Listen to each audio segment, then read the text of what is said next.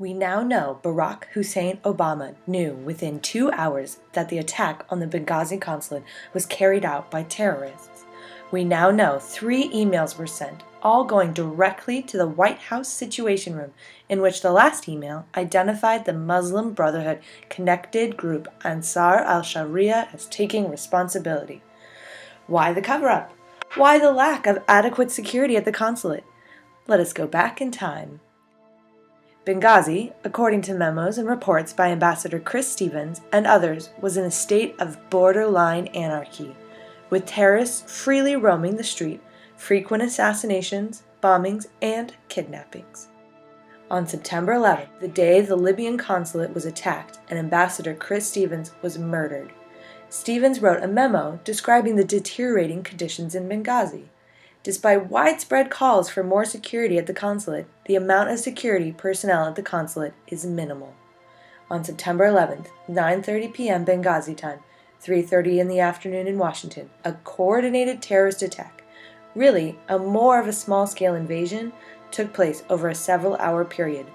With the Muslim Brotherhood connected Islamic flag flying, the invaders, an Islamic group called Ansar al-Sharia, would scale the walls and begin the attack, being armed with rocket-propelled grenades, mortars, and machine guns.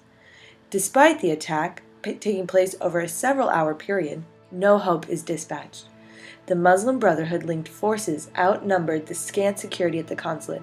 If they simply wanted to kill Ambassador Stevens and the other Americans, they could have lobbed dozens of RPGs and mortars at the buildings that the American personnel were hiding out in and gotten out quickly. It is obvious they were trying to take hostages, specifically Ambassador Stevens, more than likely to trade for the Muslim Brotherhood's beloved blind sheikh, getting impatient with Obama's slow timetable to secretly release the convicted terrorists. Egypt has asked for the release of the so-called blind sheikh, Omar Abdel Rahman. And despite White House denials, New York Congressman Peter King says the administration is weighing the possibility. Why the attackers weren't able to extract Ambassador Stevens is unknown. They may have been trying to flush him out by setting fire to the building he was hiding in, and instead of escaping from the building, he was overcome by smoke inhalation.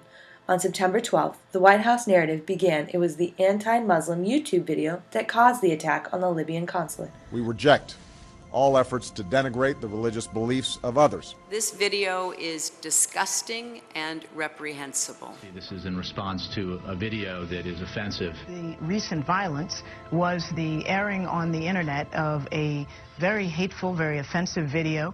Obama would crown this fantasy at the UN, mentioning the YouTube video 6 times. This YouTube story would last 2 weeks, when Obama would finally admit it was a terrorist attack, but then would blame the intelligence community for feeding him erroneous information. On September 13th, a Libyan newscast would connect the Muslim Brotherhood president, Mohamed Morsi, with the attack of the Libyan consulate. يقول لا ما تضربوش أو مش عارف إيه ده اللي بعتنا دكتور مرسي. Video of this would be uploaded to YouTube, which would subsequently disappear. Western journalism would obtain an exclusive copy of this video.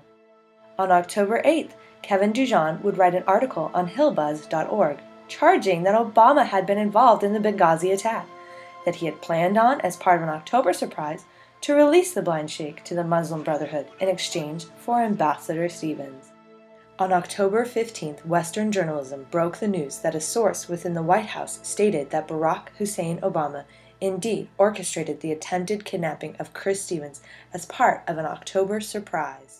What we are now witnessing is the biggest cover-up in U.S. history that will be marveled at until the end of time.